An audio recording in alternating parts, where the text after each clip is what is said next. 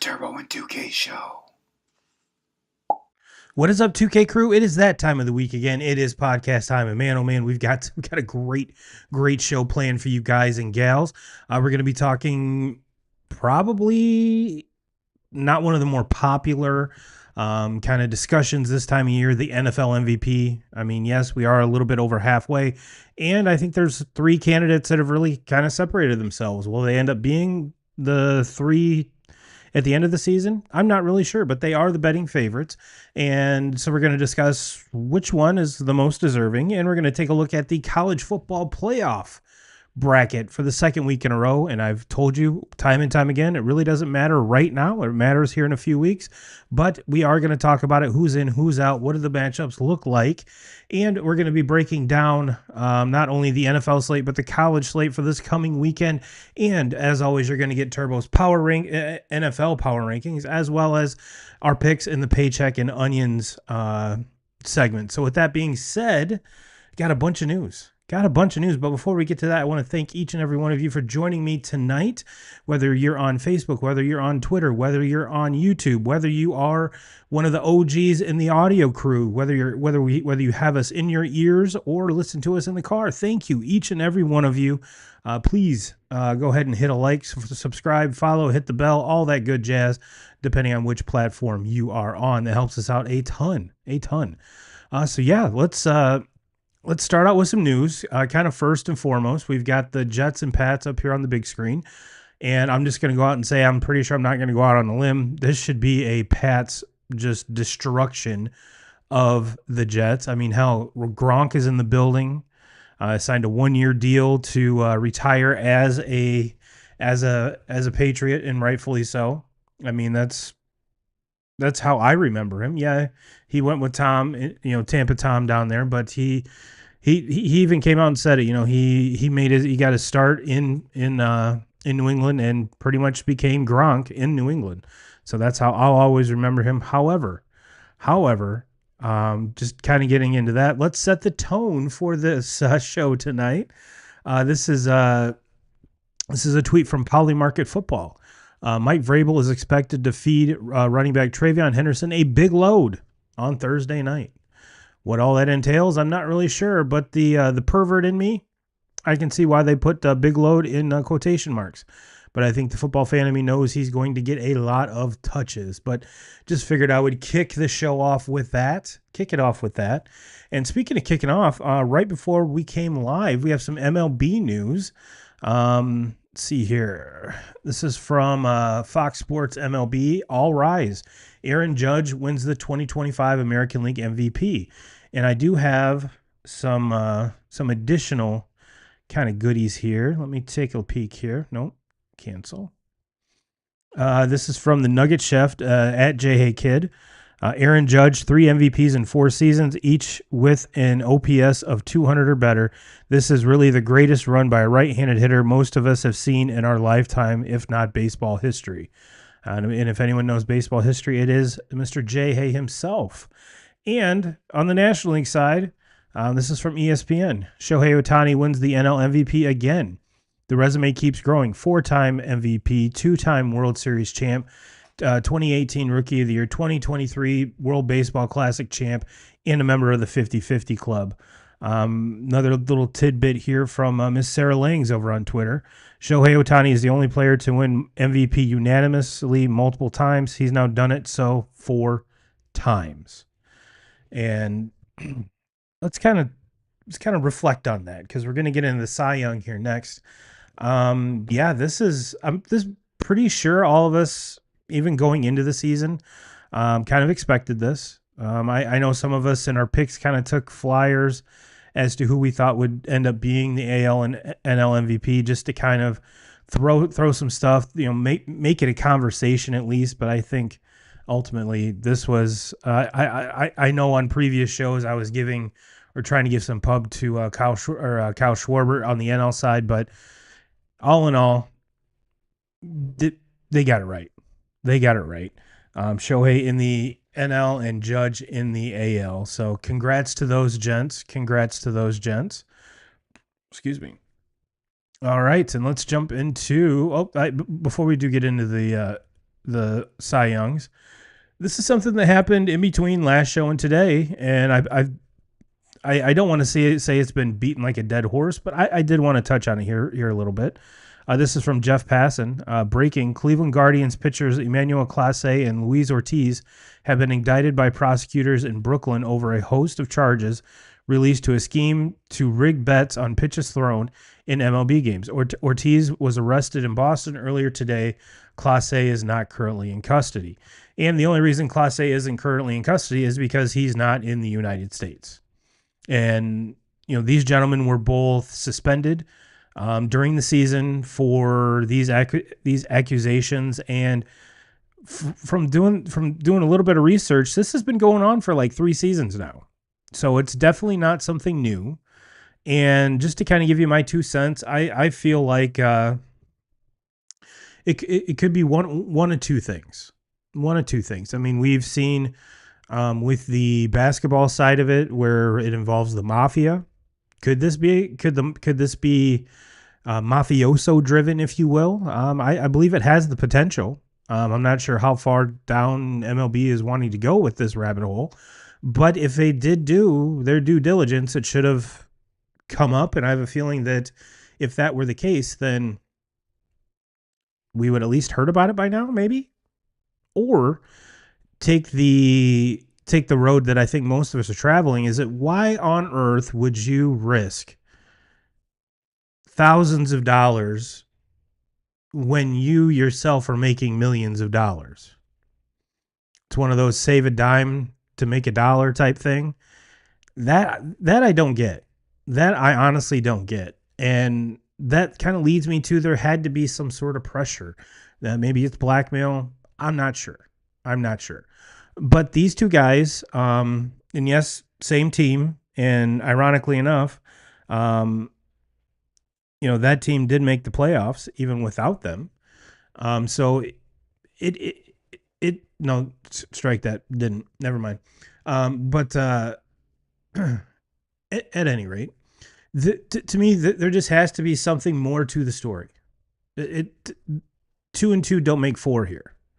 And like I said, I really don't want to beat it like a dead horse because it's been 4 days since this news broke. I just have a feeling deep in my gut that there's more to the story, similar to the NBA side. Now, on the flip side, Major League Baseball got together with some of the sports books and some of the higher ups in the gambling industry and kind of made this to where if you are betting on pitches and stuff like that, there's going to be a maximum of a $200 bet, and you cannot parlay these things. So I'm not sure. Like I consider myself degenerate when it comes to gambling because I don't gamble every day. I'm not as, I don't have multiples going at once. I do it for fun, even though I throw around the word degenerate. And maybe these guys are. Maybe it is that. And that's the part, the human nature part I really don't understand, is that when I hit a bet, I get a little bit of a rush. It's like, yes, this is awesome. It further enhances my watching of any sport. It further enhances my entertainment. What entertainment do you get when you fix it? That's kind of the human nature part that I'm not really understanding. Maybe it's just me. I don't know. But I have a feeling there's more to the story that we're kind of being led on. So that's just my 2 cents on it. That's just my 2 cents. Let's see here. Let me move this over here so I can see it a little better.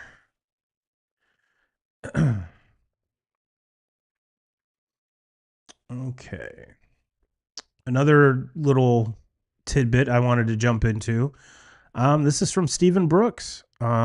News: Michigan State reached a negotiated resolution with the NCAA on the football recruiting violations committed during Mel Tucker's tenure. The Division I Committee on Infraction Penalties are below: 3 years of probation, a financial penalty of $30,000 plus 1.5% of the budget for the football program. Number 3, restrictions on official visits, unofficial visits, recruiting, communication, recruiting in-person days, and off-campus recruiting contacts and evaluations over the 3-year probationary period. Number 4, vacation of wins due to participation of 3 ineligible student athletes. Number 5, show cause orders for all former staff members. And I'm sure that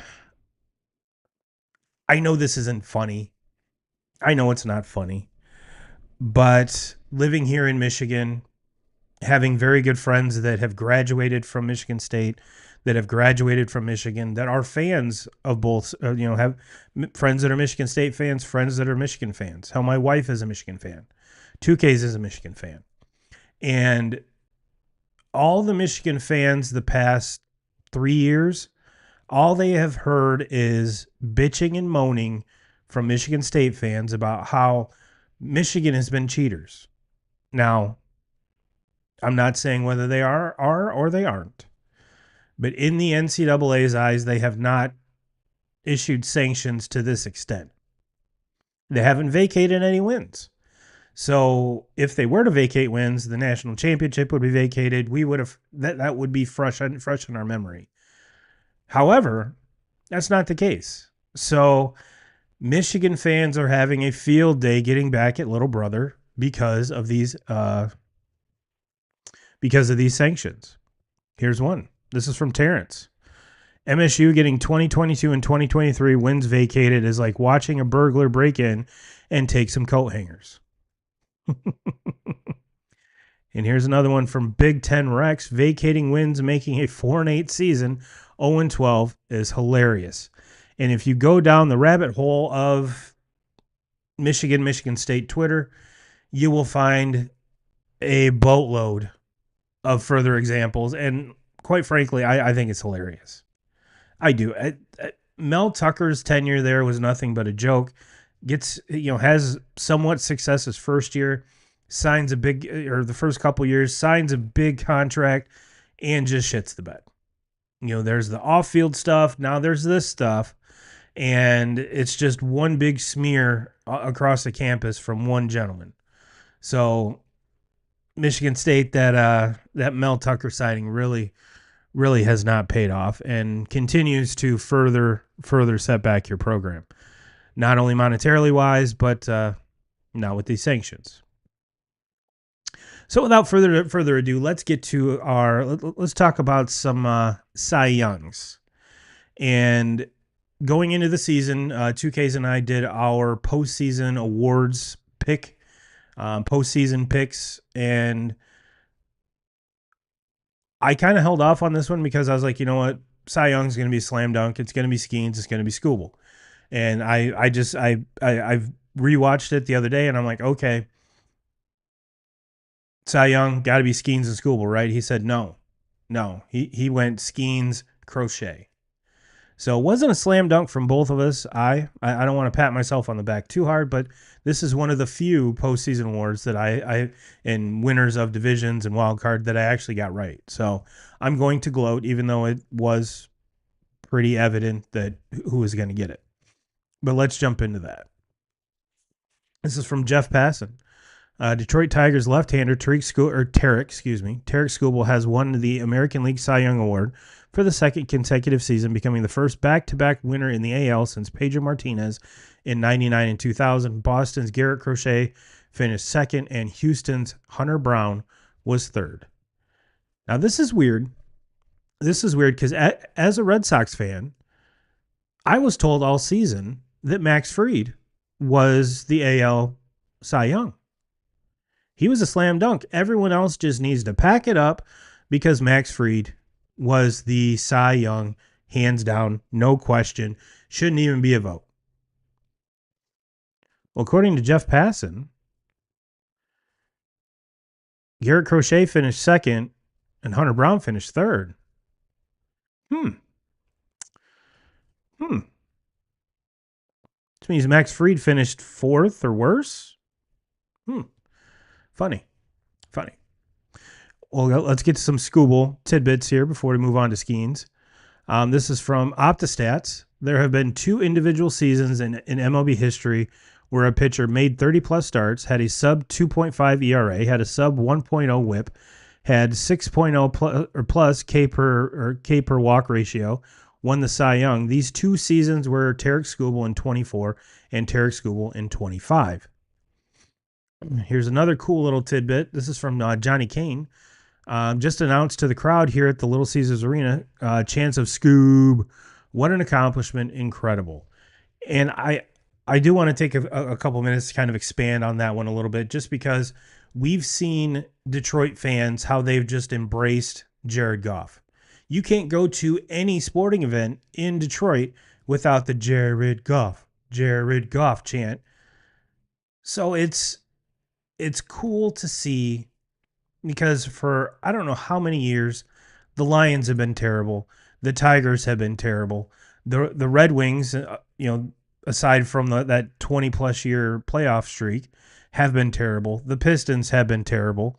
So for them to be back in prominence and getting awards like this and winning and making the postseason, and to see a city just embrace their superstars like this, I think is completely awesome. So for them to do that at Little Caesars, and the Detroit fans recognizing accomplishments and how good this dude is just awesome. It's just awesome. And I've got one more here.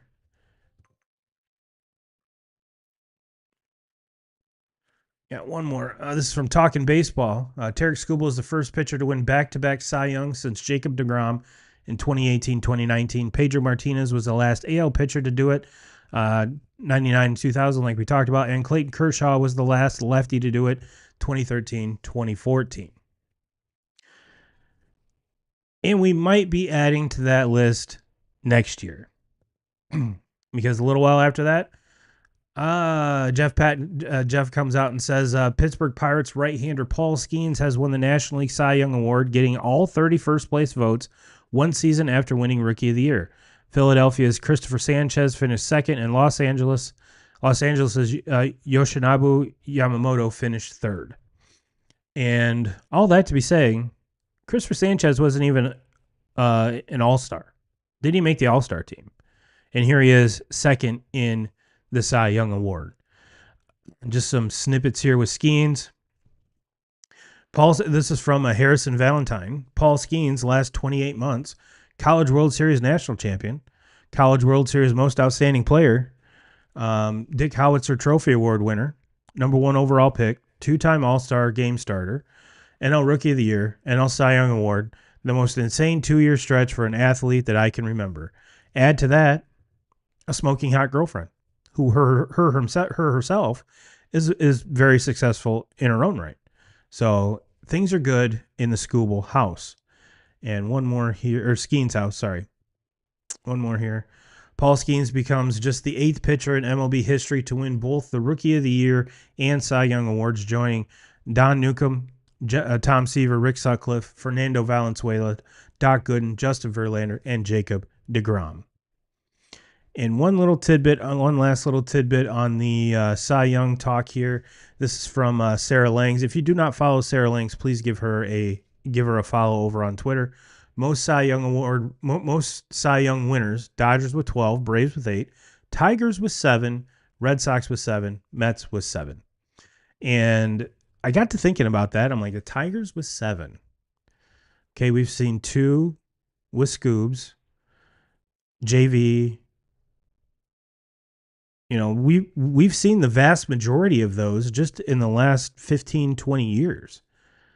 So to kind of put that into perspective, how long the Tigers have been a franchise, and we've seen the vast majority of those 7 Cy Young Awards, definitely within my lifetime, I think is rather awesome.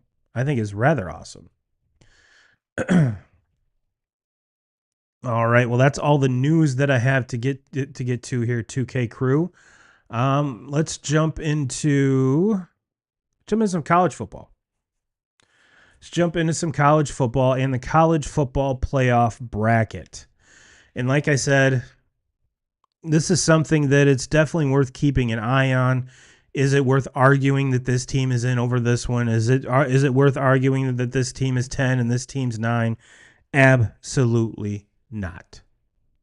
Because even with that being said, this weekend is going to be a whole lot of moving and a whole lot of shaking if there's some upsets. And as we've seen so far this season, we've seen many 20-plus point favorites go down. And we've seen a lot of underdogs not only cover but win. But yeah, this is like I said, these things tend to play themselves out. Andrew says, "What's up, brother? Hope all is well. All is good over here, my man. Hope all is good with you too." Well, just for shits and gigs, let's take a look at the bracket. Top four are the same as last week in Alabama, Ohio State, Texas A&M, and Indiana. Georgia 5. It's all kind of the same. We that ACC, who knows? Because Miami, even though they're the highest ranked ACC team, have the lowest percentage chance to even make the ACC title game. Then we've got South Florida against Georgia. Notre Dame moves up to 9. And if they do travel out to Eugene, would be an electric game. However, like I said last week, I would thoroughly enjoy another home game here in South Bend. But we got Texas Tech moving up and Texas moving in where they were out last week. And Oklahoma and BYU are the first two out. And as you can see with the yellow highlighted numbers, those are the highest rank in conference. Now, last week it said winners of conference, and they had Indiana beating Ohio State, which TBD. So, like I said, I really don't want to put a whole lot of emphasis on that just because it's fluid. It's fluid.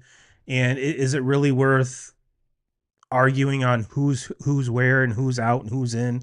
Not at this point. I bring it up to say that it's good. It's good to take a peek and kind of see, just like I said last week, what the committee is thinking.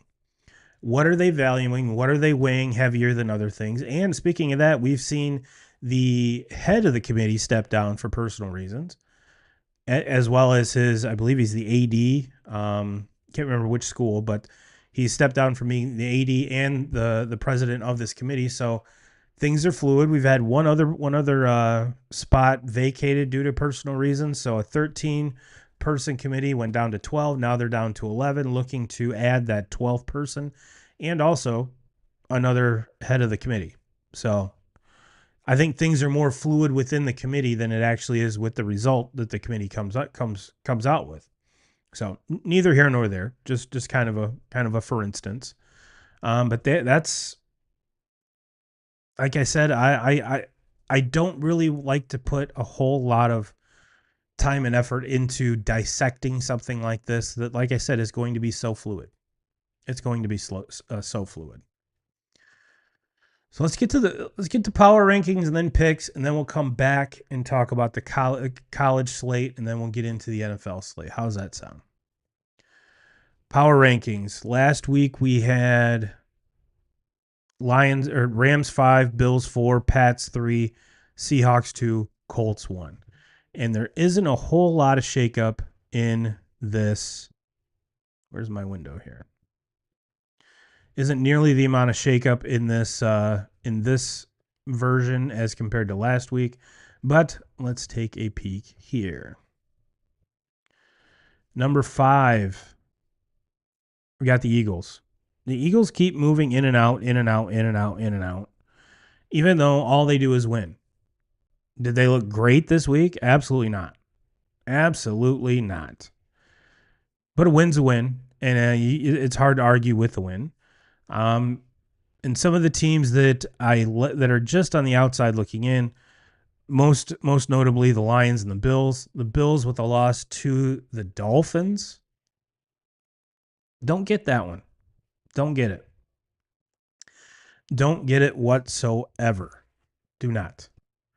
Can't have losses like that and be a top 5 team. Can't have it.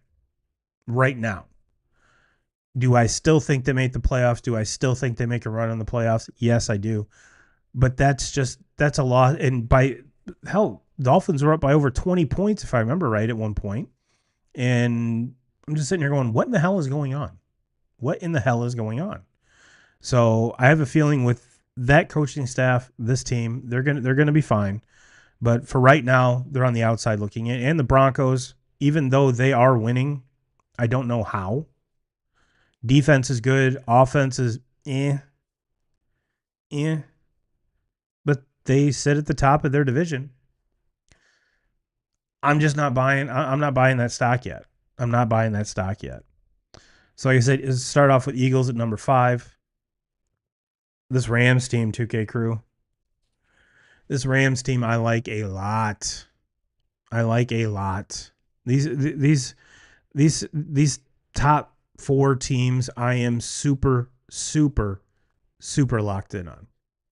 Super locked in on. We're going to be talking about later in the show when we get to the NFL with the NFL MVP talk and kind of where that stands. And you're going to see a lot of those players on these top teams here. So number 4, I've got the Rams. Really like them. Number 3 is the Pats, and they're down 7-0 right now. But Drake May, awesome. Vrabel's awesome. This defense is awesome. Stephon Diggs is doing Stephon Diggs things. And when he's doing that, it's hard to stop. Hard to stop. Number 2 is Seahawks. I love the Seahawks team still. They stay top 3 are unchanged. Seahawks, number 1, Colts. Number 1, Colts. The Colts have been in my top spot here for quite a while, and it's hard to argue. Defense is good. Go out and make a big trade for Sauce Gardner. Doesn't have the best debut with the team, but he didn't have a whole lot of time considering they were playing overseas this week. So I believe this is Indy's bye week. So I have a feeling when they come back next week, you're going to see a more engaged, a more comfortable Sauce Gardner in that secondary, only to help bolster what was an already good defense and an already good offense. It's kind of hard to argue. Colts are the number 1 team. Colts are the number 1 team in the NFL, both record-wise and in Turbo's power rankings.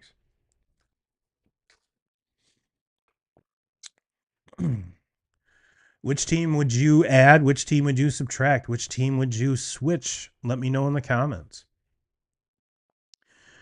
Let's get to paycheck and onions. For those of you that are not familiar with the segment, I give you 5 picks, 3 of which sprinkle away however you see fit. Paycheck is going to be my most confident pick of the week, meaning I would lay my paycheck on this pick, and Onion's pick is the ballsiest pick of the week.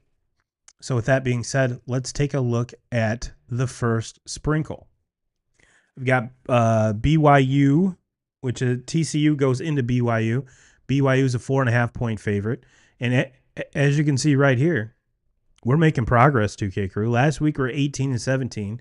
We go 3-2, putting us at 21-19. So we're 2 units above in the green. Always a good number. Always a good number. So to start off, give me BYU over TCU at home, -4.5. Next one, Bears +3.5.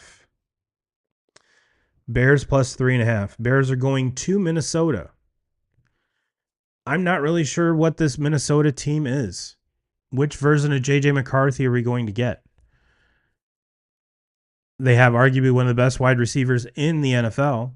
But you might be saying to yourself, well, Turbo, the Bears win games against shitty teams, and they've won kind of in ugly fashion. I mean, they had to come back and win against a Bengals team with Joe Flacco at the helm.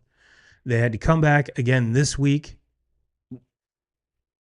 But the thing is that old Bears teams would have just rolled over. With Ben Johnson at the helm, I think they're a different team. This is going to be a big test for them, especially in the division. So I have a very good feeling that the Bears are going to take this momentum that they've built, go into Minnesota, and to be honest with you, I would honestly take the money line on this one. Now that I'm thinking about it, give me the money line instead of Bears plus 3.5. But we're doing things ATS, so yes, give me Bears plus 3.5. My next sprinkle goes back to college. Georgia minus 5.5. Texas goes into Georgia. This one I'm not super pumped about this one. Not super pumped. Georgia's defense is not the Georgia defense that we're used to. Georgia offense is kind of getting shit figured out, but as far as being that just, lockdown defense that's going to funnel right into Philadelphia's starting defensive lineup, it isn't that Kirby Smart kind of team. But it's a Kirby Smart team that knows how to win. This Texas team, it's been well documented. Started out like shit. Arch hasn't lived up to the hype. Has played better here lately. Excuse me. And it looks as if Sark has gotten at least a little bit more cohesion in the offensive line. I'm not going to say he's figured it out, but this is kind of the team that I think a lot of us thought coming out of the gate where this Texas team would be. And if they were playing at the start of the season like they are now, by the time they get to now, they would be a top 3 or 4 team. I think starting out the season at number 1, they definitely would have bumped down just because Ohio State's playing unbelievable. So is Indiana. So maybe it's a top 3 team. But since they got off to such a rocky start, I at this point, I would take a Kirby Smart team over this version of Texas, and I would even give the 5.5 points. So that's where I'm at with that. Paycheck pick of the week: Bama minus 5.5. Oklahoma goes into Alabama. Again, this is another tricky one. This isn't a Nick Saban Alabama team. This is the same Alabama team that lost to Florida State, which we all thought Florida State was back. Well, they were for one game and have completely nosedived since then. So what does that really tell you about Bama? I mean, hell, after the first week, there was the vast majority of Alabama fans wanting Kalen DeBoer's contract bought out and him get the hell out of town. And all of us that don't live in Tuscaloosa were like, hold on. They're going to be fine. Ty Simpson has been playing phenomenal football. And this Oklahoma team has been playing good ball as well. Mateer has been, it looks as if he's getting back to form prior to that thumb injury. But the fact that Bama's at home too, as well as Georgia, I think that gives these teams a huge edge over, like I said, with the college football playoff. These teams, Texas is in, Georgia is in, Oklahoma is on the fringe, Bama is in. If Oklahoma wins, you would have to expect they would move in. If Texas wins, they would further solidify, if not move up in the rankings. So again, calm down when it comes to the college football bracket. That's all I'm saying. It's good fodder. It gives us shit to talk about. And there's the big load. Big load goes into the end zone. Travion Henderson just scored a touchdown. So the big load is paying off so far. And my onions pick is the Lions plus 2.5. We talked about the Lions being outside of the top 5 looking in.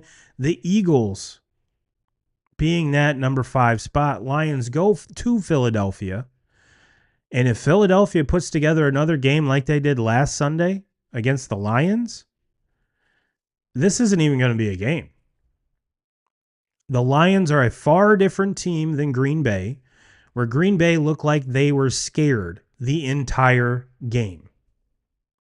I don't know what Coach LaFleur is doing with his playbook, You paid your quarterback Love a whole lot of money. I believe it's like $50 million a year. Let the kid throw the ball. Open up this offense if you want to have any kind of, if you just want to make the playoffs, then yeah, keep doing the shit that you are. But if you want to open up, that's where you're going to see your playoff success, not with this dink and dunk type shit. And it looks almost like LaFleur is scared. He's doing just enough not to fuck up.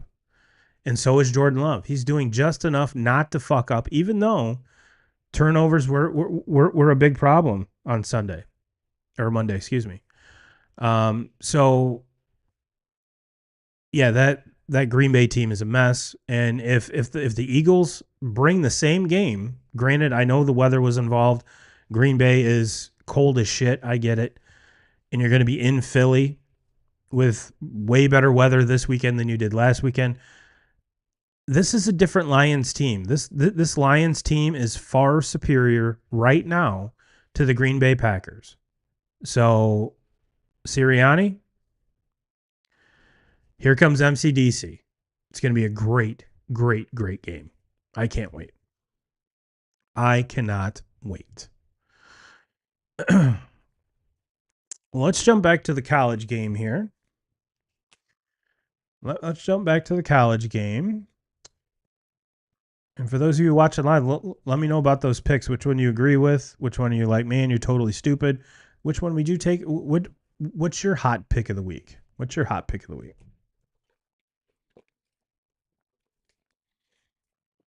All right. Let's look at Friday's matchups because we do have some top 25 teams playing there. Let's see. Friday, Clemson at Louisville. Can't watch that because it's ESPN. Talked about that last week. Still going through it. Still hate it. Thanks for the $20 fucking dollars that we had to opt in to get. Completely ridiculous. Minnesota goes to Oregon. Oregon's only a 25.5 point favorite on that one. That one's on Fox. I'll be able to watch that one. We've got Wisconsin at Indiana, South Carolina at Texas A&M, Notre Dame at Pitt. This is where game day is going to be, and it's on ABC, so I won't be able to watch it. That's just awesome. I might have to actually try the old paperclip in the coax to try and get this game. Not too happy about it. Not too happy about it. Notre Dame right now is a 12.5 point favorite. All I've heard, which I will be the first to tell you, I have not watched a single minute of Pitt football. They supposedly are very good against the run. We shall see. We shall see. And if that's the case, then we've seen CJ Carr be more than capable in that wide receiving core and tight end core of carving up defenses. So it is from what I've been told and what I've seen online is that both quarterbacks are freshmen. Carr's a redshirt freshman, whereas Pitts is a true freshman. So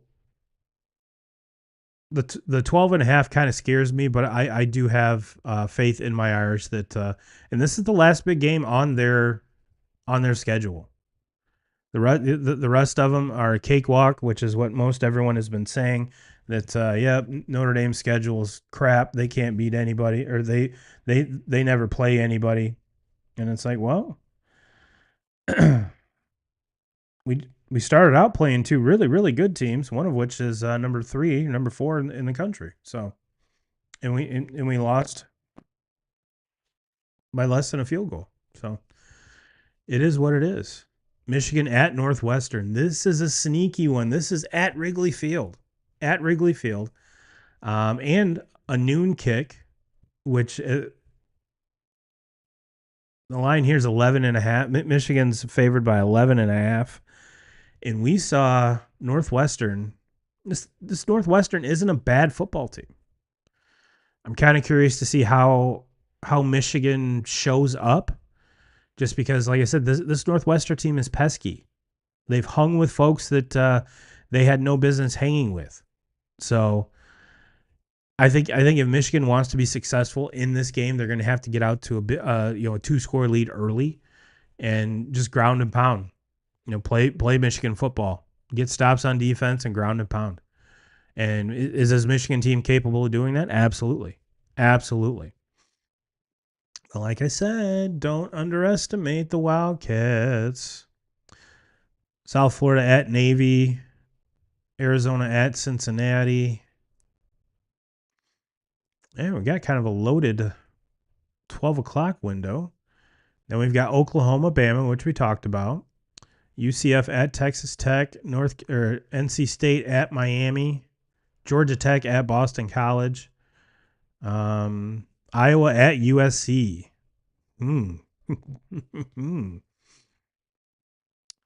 After a very, very, very good showing against Oregon last week, let's see what they can do against USC. And USC is a 6.5-point favorite. And I was going to pick on this one, but it's one of those, we've seen the West Coast teams when traveling east don't fare well. I don't think that I don't have as much confidence in saying that the Central teams or East Coast teams have just as bad a time going west, because I don't think that's the case. But I'm not 100% sold on that. So that's why I kind of stayed away from that one. Got Virginia at Duke.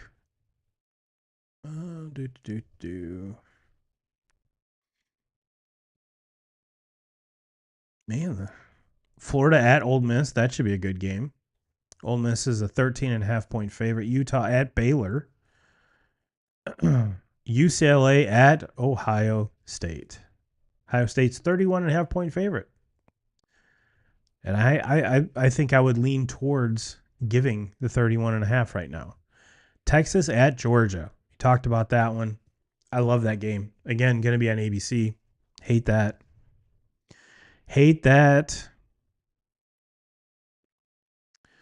And to round off, TCU at BYU, like we talked about. So yeah, that's the college slate. I mean, it's not one of the more loaded slates like we've seen, a handful of weeks ago, but there's a lot of meat on that bone.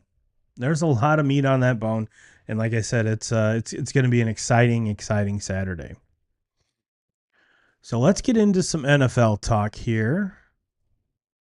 Let's see. NFL, here we go. NFL talk. And if you saw the thumbnail, it said MVP. Are we talking about Drake May? Are we talking about Matthew Stafford? Or are we talking about Jonathan Taylor?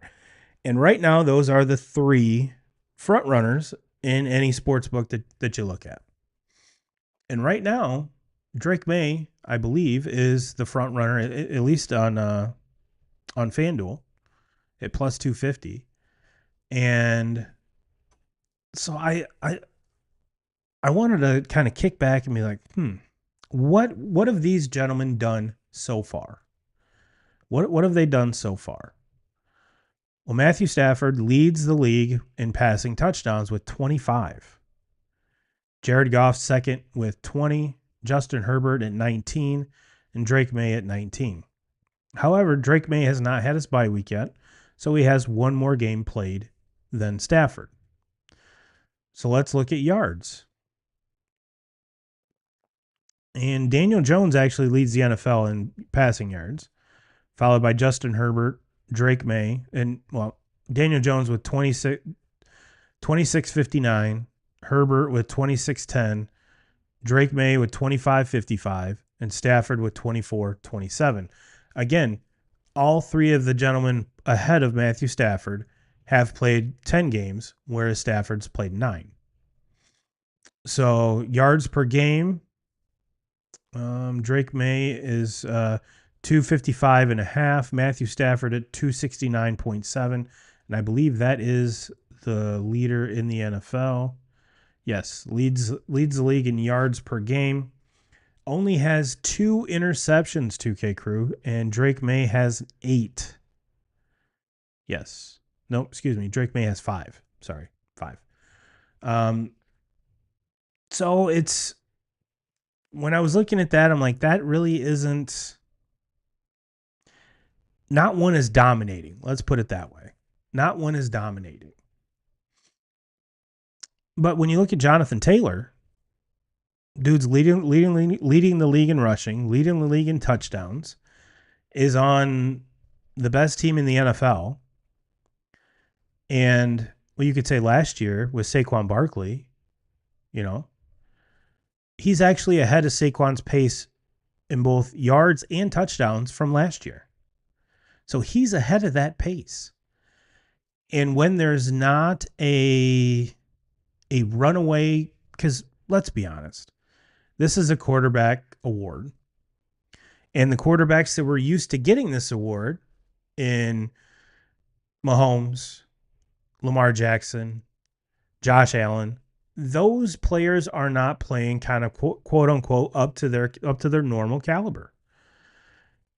So that opens the door to other quarterbacks.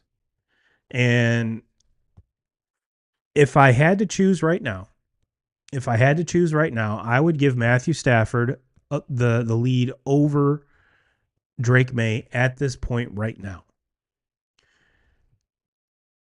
I just look at the fact that dude has been in the league forever. He was at the start of the season in training camp, didn't even participate because of a back injury.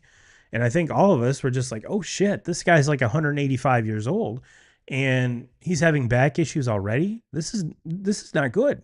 This is not good at all. Should he even play? Should he retire? All of this was being talked about. And it's just giving the eye test. He's playing he might not show up in the numbers. Excuse me. It might not reflect in the numbers because we've seen Stafford have two of the better passing seasons. The one with Calvin Johnson and the one with Cooper Kupp, where both of those gentlemen won the Triple Crown. And this season really doesn't add up to those quite yet. But Devontae Adams leads the league in receiving touchdowns. Cooper Kupp is like second in the league in receiving yards. And just to kind of put that into perspective, Cooper Kupp missed at least one, if not two games. So what this team is doing, and on top of that, the running back scores at least once a game. So it's a well-oiled machine over there in LA. Well-oiled machine. So right now, I honestly think Stafford is playing the best football of his career right now, 2025. And if I had to give the MVP right now, November 13th, it would be hard for me to give. It'd be hard for me to choose between Stafford and Taylor. But I think right now, even as impressive as Stafford's stats have been this season, up to this point in the season, I think what Jonathan Taylor is doing is far greater and far more valuable. So as of right now, November 13th, Turbo's NFL MVP is Jonathan Taylor. Now, that being said, if Taylor has an off week this week and Stafford balls out, we could have a totally different MVP next week. But it's going to be fun to watch these guys, these these three that we just talked about, continue on and just to see what their team does. We haven't seen the Patriots have this type of record since Brady, and we've seen success with Stafford, even going back to his Lions days, but those Lions teams seem to be cursed. He gets traded to LA, instant success.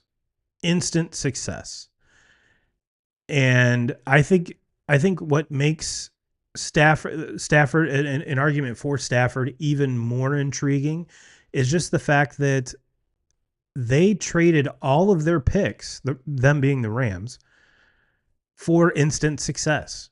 They're like, give me the commodities, give me the players, I will give you the lottery tickets. And because our window is now. Our window is now. And lo and behold, we see that team retool because they really haven't had a first or second round pick, it seems like, in a decade. So when they're actually getting draft picks, it's later on in the draft. So what they're doing not only in the draft, but with free agency, following up that Super Bowl win. And this defense is doing it without Aaron Donald. So not to say that Stafford, that's all Stafford. That's more the Rams as a whole. But just their success this season and pretty much since the trade of Goff and Stafford is phenomenal. Like I said, especially considering they haven't had a first or second round pick and seems like forever. So kudos to the front office. I mean, it just makes everything look, just a masterclass. And just goes to show you, McVay is legit. Is legit. Well, now that we talked MVP, let's talk some standings. AFC East, Pats 8-2, Bills 6-3. Everyone else is done. This NFC North, this is even when the Ravens were like 1-5, Sportsbook still had them favored to win the AFC North. And now they're at 4-5. Really don't know what the Steelers are. They're at 5-4. And they're the only division where all four teams have a negative point differential. And it's not like these teams are beating up on each other. I mean, sure, they play each other twice a year. But the Browns stink. The Bengals, they have 3 wins and have had Joe Flacco. Now, yes, Joey Burrow started to practice. They've opened up his, 21 or 25, 24-day window to activate off the IL. Is it going to be too little, too late? I honestly think it's going to depend on if Baltimore ends up running away with this, but I think it's too far in the season for anyone to run away with anything. So I think the biggest downfall in Cincinnati, unless Joey B can play safety, is the 84 point differential. That defense is terrible. Trey Hendrickson is out again this week. So yeah, that's a division I really can't put my finger on. I'm going to go out on a limb and say the Colts have won the AFC South at 8-2. Only team above 500 in that division, other than the Jags at 5-4. I'm not buying the Jags. I was at one point; they looked very promising, but it just is. AFC West: Broncos 8-2, Chargers 7-3, Kansas City 5-4. As we're going to see, Kansas City has a very big game this week. I think it could go a long way in saying if this Kansas City team makes the playoffs or not. For all you Kansas City fans out there, this could be a make or break game this week. But we'll get to that. NFC West. Pretty safe to say that the Eagles have won this division. They're 7-2. Cowboys are 3-5-1. Not buying anyone in that division. The division that is quite possibly the most intriguing, the NFC North. The NFC North, where it seemed like there was only one team coming out of this division for as long as I can remember. And it used to be dominated by the Green Bay Packers. But that was back when Aaron Rodgers was slinging things. Aaron Rodgers was the mayor of Chicago. He owned Chicago. The Lions and the Bears are tied at 6-3 atop the division. The Packers are 5-3-1. That's stupid tie. And the Vikings are 4-5. So this division is up for grabs where every single team in this division could win the division. And 3 of these teams could very possibly make the playoffs. Kind of crazy to think about. Kind of crazy to think that this NFC North was kind of the shittiest conference. And now they're by far the deepest conference. And I'm super stoked. I am super stoked. And like I said, that Bears-Vikings game is huge. Is huge. That Lions-Eagles game is huge. NFC South, Tampa is 6-3. Carolina's 5-5. Carolina's not as bad, like we talked a little bit last week.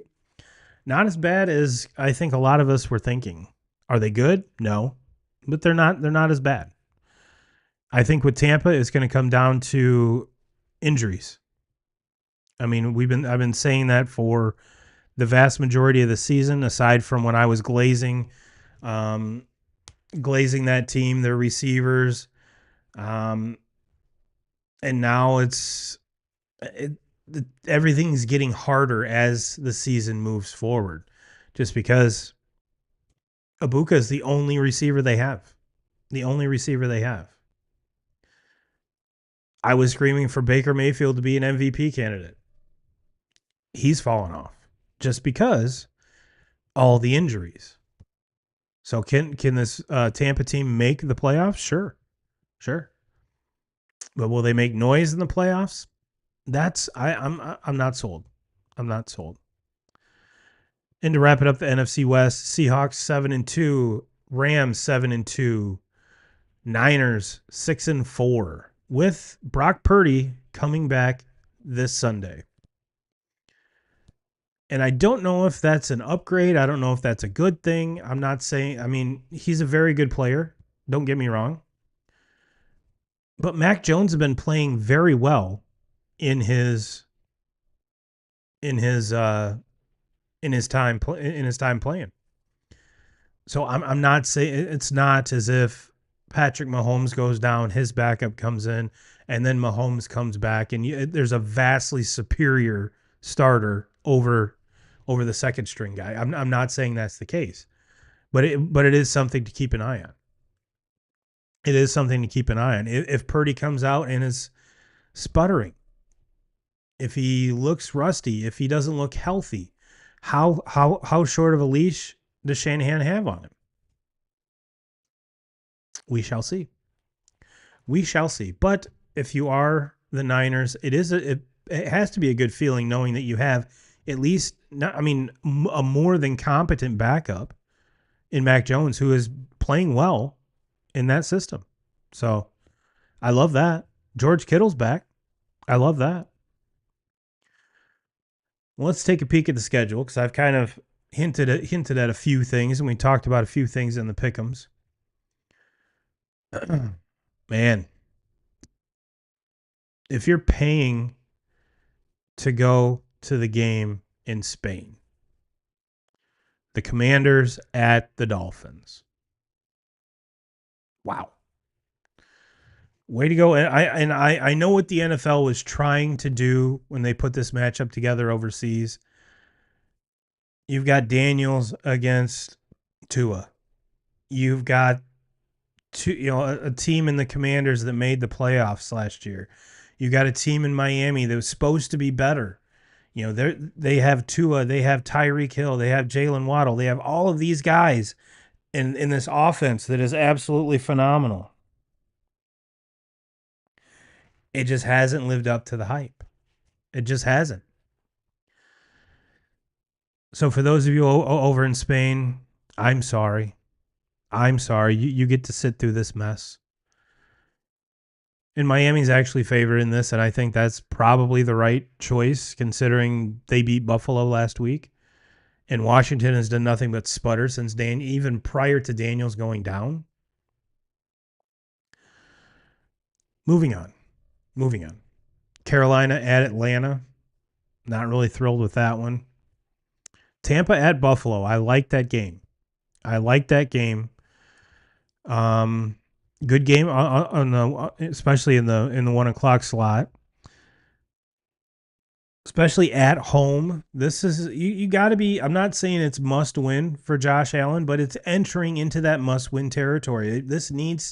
This Buffalo team needs to string together 3 or 4 wins to make not only me, but I'm pretty sure a lot of other pundits be like, okay, Josh Allen's back. This team's back. They're letting James cook. This defense is showing up. They need to put together something like that for, I think, all of us to take them serious and all of us to realize, like, yes, this is the Buffalo team we expected. And to start that run against a good Tampa team, but I think a Tampa team that is not as good as this Buffalo team, this is a perfect time. Vegas has Buffalo 5.5 point favorite. So Buffalo's supposed to win. But if you're Josh Allen and the Bills, this is a game where we need to win by 2 scores. We need to make a statement.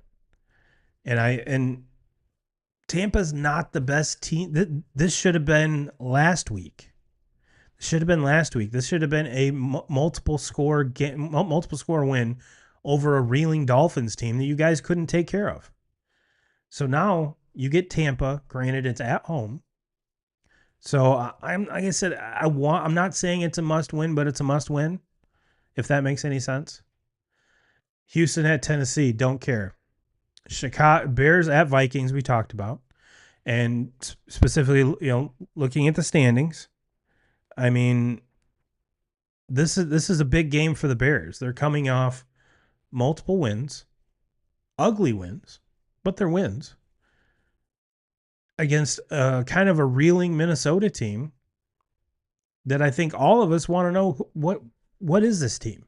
What is this team? So if you're a Vikings fan, you're like, okay, this is our opportunity to get back. It's not a get back game because the Bears are a very formidable opponent, but it's one of those. If we can get this one and make a statement, I think I think Viking fans will be a lot more confident in us moving forward. And same thing with the Bears. Can we get a big win against a good team? Can we do that on the road? I think that would go a long way for the Bears as well. Green Bay at New York. This has, I want to say this is a slam dunk Packers victory, but I don't know anymore. I don't know. What I do know, Jameis Winston is starting for the Giants.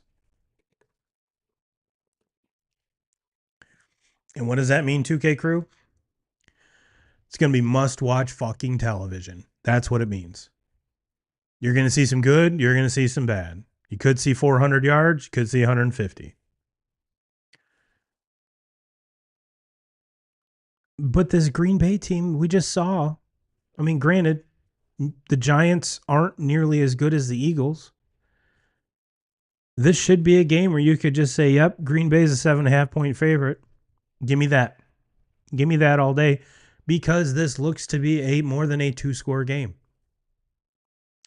But I have zero confidence in Green Bay, zero confidence in Matt LaFleur, and zero confidence in Jordan Love right now. And I'm saying that against the Giants team who fired their coach. This is their 3rd string quarterback, considering they traded Joey Flacco. Now Jameis Winston in Cincinnati instead of Joey Flacco, that would have been insane. I would have loved every minute of it. But Jameis is going to do Jameis things, and that's going to make this must-watch TV. And at the end, Jameis could throw for 400 yards, and this Giants team could lose by 20. Who knows? Who knows? Chargers at Jacksonville. I want to love this Chargers team, but I just, you're on your 3rd string left tackle for the season. 3rd string. Can they run the ball? Justin Herbert's getting beat the absolute piss beat out of him.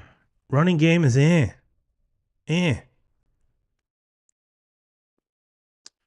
Chargers are a 2.5-point favorite. And at this point, I don't like Jacksonville either, because they were a totally different team when this season started.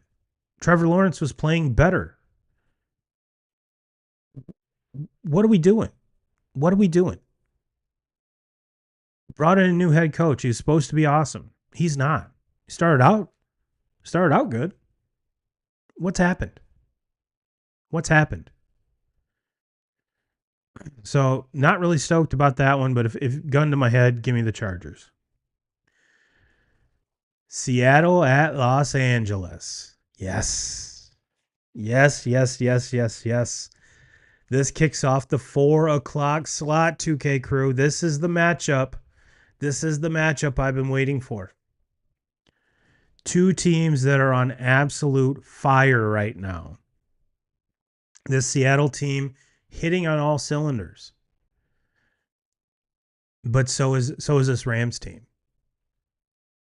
So this to me, in my opinion, is the best game of the week.